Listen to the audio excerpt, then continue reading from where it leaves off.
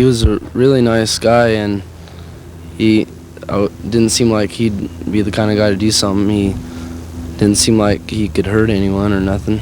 It really blows me away that he could have had anything to do with it, because like at Christmas we exchanged presents, me and him, and I gave him a really nice present, and he seemed like he was forever grateful. He was really happy, he's very, as far as I know, a pretty good person.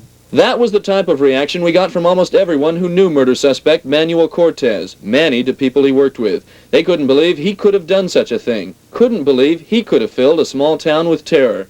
Last night, as people waited for officials to release news about the murders, no one could have told it was anything more than a normal night, high school basketball night, people out to root for their children. But people were also rooting for an arrest. Everyone was talking about the new information that would come out, hoping the night would bring a suspect. And even if the mood looked happy, the recent murders were weighing heavily on everyone. Oh, my mom and dad brought me, but they wouldn't let me go if I didn't come with them. So, they're scared and everything, so.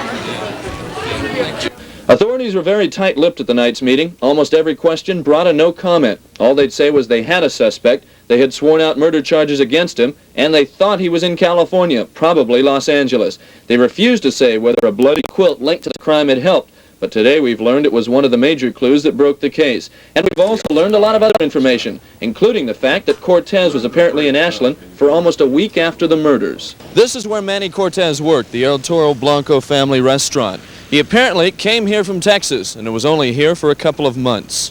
Cortez worked here for about a month. Most people liked him, but he was apparently fired New Year's night because he didn't show up to work. New Year's Eve, and he went and bought a bunch of liquor for him and his girlfriend, and we dropped him off at home like we usually do. We usually give him a ride home after work.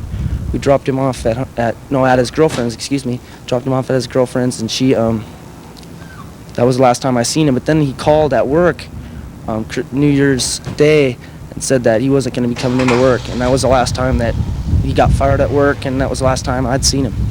It was someone who knew him from work who apparently called police and said the composite drawings looked a lot like Manny, adding one more fact to the police investigation and starting them on this trail.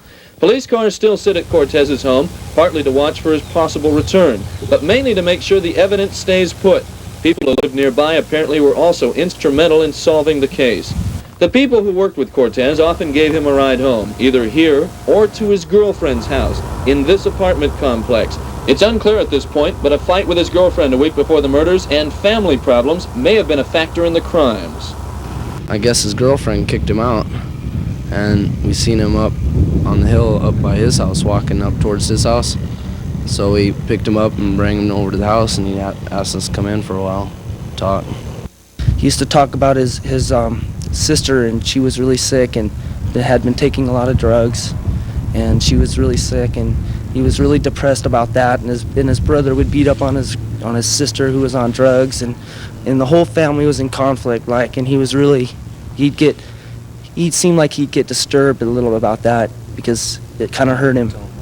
So far, all else is speculation. Extradition is underway to get Cortez to trial in Oregon. But in Ashland, while the worst may be over, it's doubtful the town will soon recover.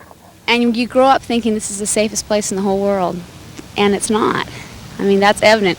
You know in the back of your mind that things happen. But it's really, everybody's been affected, and honestly, the town won't be the same again. The last time Manny Cortez was seen in Ashland was probably on this street. Witnesses think they saw him pass the corner of East Main and Sherman, headed this direction. That would have been about Thursday. Now he's under arrest in Southern California.